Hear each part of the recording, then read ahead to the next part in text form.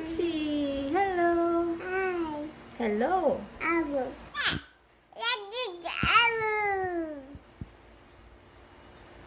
Bye-bye. Bye-bye.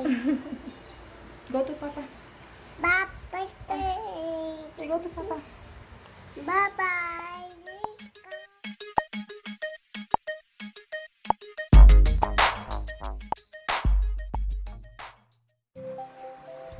Hello everybody, welcome back to my another video.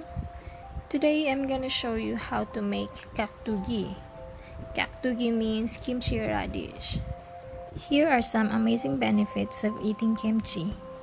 It contains healthy bacteria and probiotics for the overall wellness of your body, lower cholesterol levels, produces radiant skin, prevents stomach cancer, slows down the aging process, and helps you lose weight.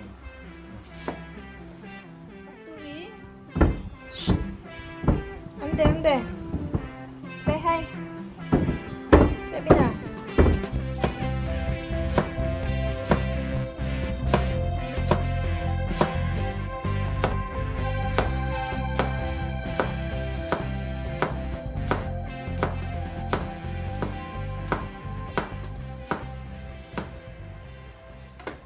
Let's put salt.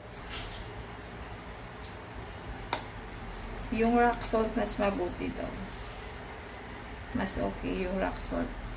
Eh kaso naubusan kami ng rock salt, so ito na lang. Tapos lagyan natin ng Sprite.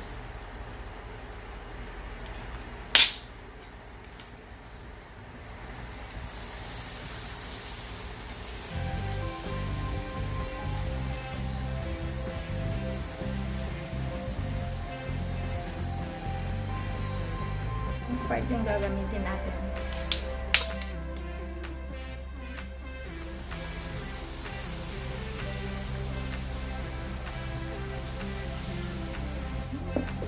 Mix it.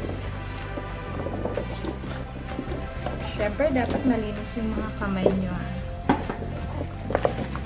Isusok natin siya sa Sprite tsaka sa salt para matanggal yung yung lasa ng lasa ng radish. Yung pait ng radish. Isusok natin siya for 30 minutes. Tapos balikan natin. Tapos i-mix natin ulit. Then soak again for 30 minutes. Leave it for 30 minutes.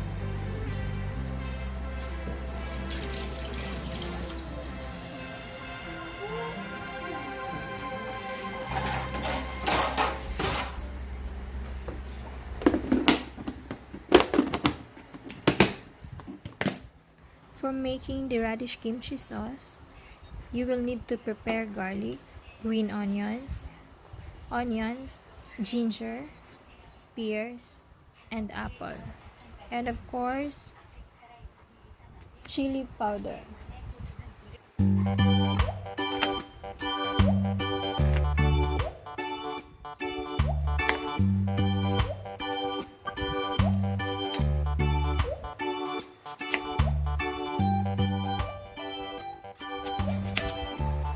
Half lang na apple ang gagamitin natin. Natin 30 minutes. Tapos, i-mix natin ulit siya. Para mababad lahat. And then, ililib natin siya for another 30 minutes.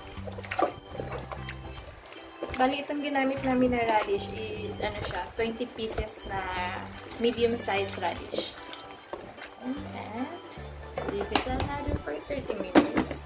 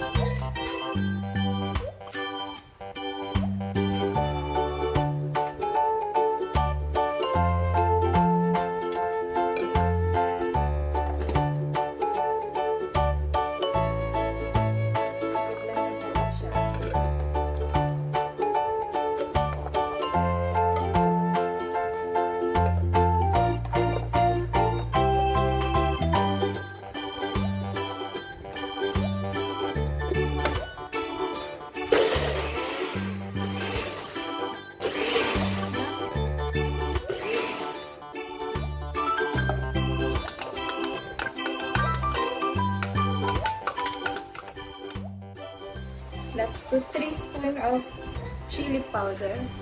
Chili powder.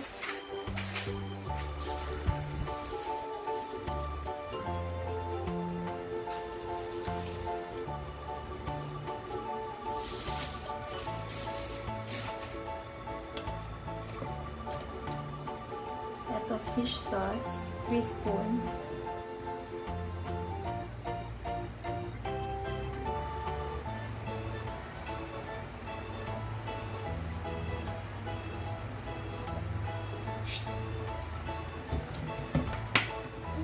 Spoon sugar.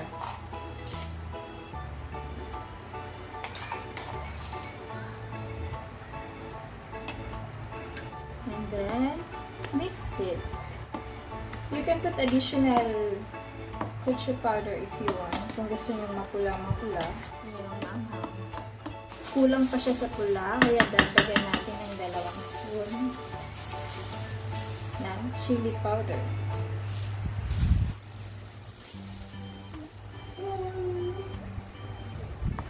Itong sauce, kailangan natin siya i-leave for 1 hour para matanggal daw yung amoy ng chili powder. Kaya balikan natin siya after 1 hour. After 1 hour, itatapon na yung tubig na sinoke natin sa radish. Hindi pala siya tubig. Sprite tsaka yung salt. Nice sauce. Ayan, malambot na siya.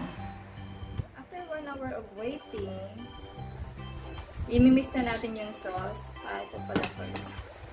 Spring onion first.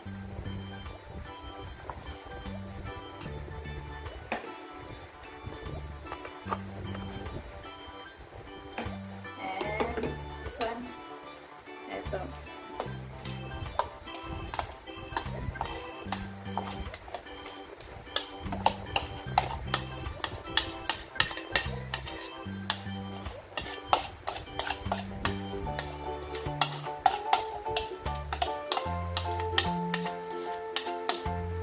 Tapos, imimix na natin siya gamit yung kamay natin, ha? Kung may gloves kayo, mas okay. Bukas mo na ako ng kamay, baby, eh.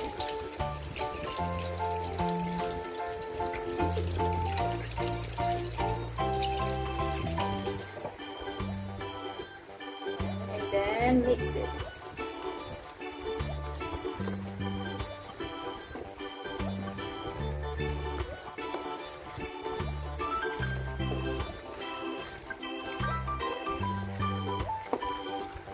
Aamoy ko na ang kimchi.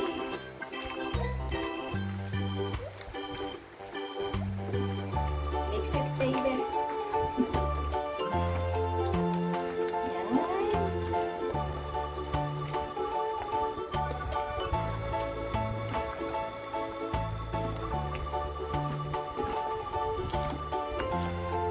Pag nagkakamay kayo, make sure nakahugas kayo ng kamay, ha?